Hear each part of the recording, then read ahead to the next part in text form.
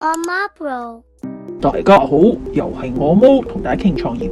今次想同大家傾嘅話題係領養生意或公司前最基本，但同時亦都係會被忽略嘅程序，就係核實對方身份。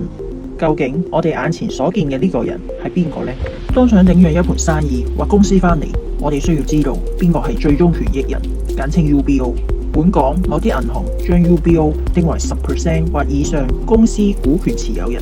試諗下，如果同你傾領養生意嗰個並冇最終控制權，所有定案都要得到背後老闆批准先可以，咁所討論過嘅內容或所許下嘅承諾，可能只不過係紙上談兵。某啲情況下，老闆授權員工或者中介代理去洽談生意買賣，但退後一步思考，究竟所謂嘅授權係唔係真係存在？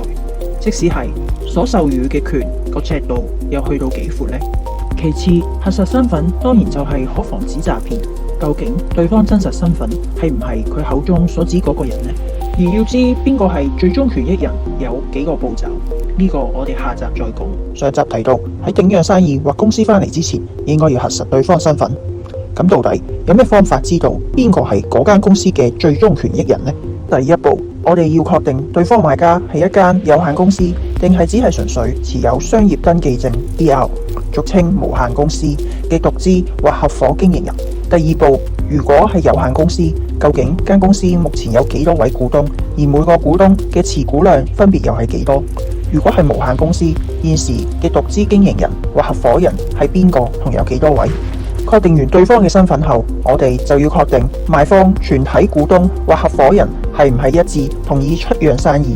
一般含有相關嘅佐證文件，例如股東大會決議、意向書或協議備忘錄等，防止出現一啲情況，例如喺合理有效期內，股東 A 提出同意有關生意轉售，但股東 B 提出反對。再者，延伸去另一個範疇，究竟呢一個人又係唔係有關商業持牌人呢？呢個問題我哋下集再討論。上集提到喺頂手生意前，除咗要知道對方係有限定係無限公司外，仲要知道公司嘅人係咪都同意轉售生意。另外，亦要知道同你對談嘅人係唔係商業持牌人。呢度我哋可以回顧之前嘅案例。喺新冠疫情期間，政府派發抗疫基金，幫助飲食業渡過難關，而提出申請津貼嘅手續必須以持牌人名義辦理。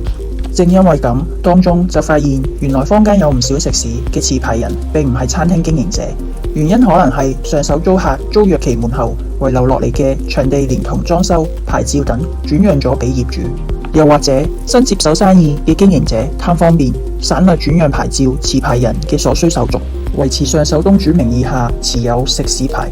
呢啲種種嘅原因，最終就導致有關嘅津貼被掏空。最後，我哋忠告各位上京頂手生意創業嘅朋友做足功課，即公司背景查冊，認清對方嘅身份，避免不必要嘅風險。今集就去到呢度，下集再見。如果大家都中意呢啲知識嘅分享，麻煩 like、share 同 follow 我哋會定時為大家分享有關領養生意嘅知識。